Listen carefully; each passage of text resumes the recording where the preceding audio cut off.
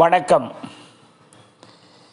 இந்த உலகம் அமைதி சூழலில் இயங்க வேண்டும் என்றுதான் எல்லா தலைவர்களும் எல்லா அறிஞர்களும் நினைத்து கனவு கோட்டைகளை கட்டி கொண்டிருக்கிறார்கள். இந்த உலகம் பெருமையும் பொறுமையும் நிறைந்த உலகம். எரிமலை தன் குழம்புகளை தனக்குள்ளேயே வைத்திருக்கிற வரை அது பொறுமையாக இருக்கிறது என்பது பொருள். அது ஒரு நாள் வெடித்து சிதறினால் தன் பொறுமையை இழந்துவிட்டது என்பது பொருள். இயற்கை கூட பொறுமையை கட்டி காக்கிறது. அலைகள் கடலின் கரையை வந்து வந்து தொட்டுவிட்டு போகிறதே, ஒரு நாளாவது அது கரையை மீற வேண்டும் என்று எண்ணி இருக்குமா? நிச்சயம் இருக்காது. அதற்கு அந்த நோக்கமும் இல்லை. காரணம், அது கரைக்குள்ளேயே வாழ்வதுதான் வாழ்க்கை என்று வாழ்ந்து கொண்டிருக்கிறது. நதி தன் கரைக்குள் நீரை அடக்கி வைத்திருந்தால்தான் அது ஆறு. அது மீறி ஓடினால் அது வெள்ளம். வெள்ளமாய் போவதால் ஊருக்கு என்ன லாபம்? கரைக்குள் ஓடினால்தான் ஆறுக்கு மதிப்பு.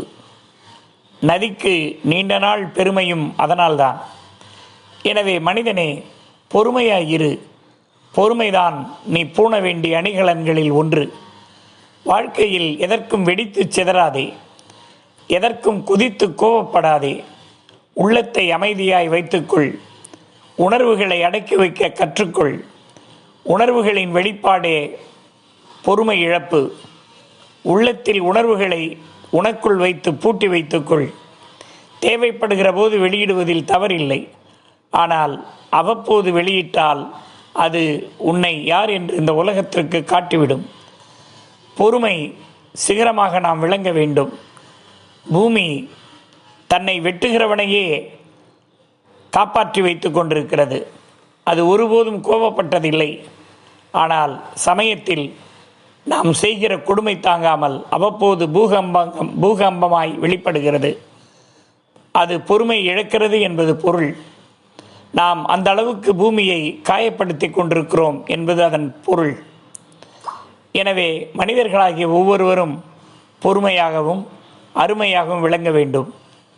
பொறுமையாய் பேசினால் எல்லாம் நன்றாக இருக்கும். கோபப்பட்டு பேசினால் நண்பர்கள் கூட பகைவர்களாய் மாறிவிடுவார்கள். நமக்கு நிறைய நண்பர்கள் வேண்டுமா? பொறுமையை கடைபிடிக்க வேண்டும். அதுதான் நமக்கு பெருமையை தரும். பொறுமையே பெருமை.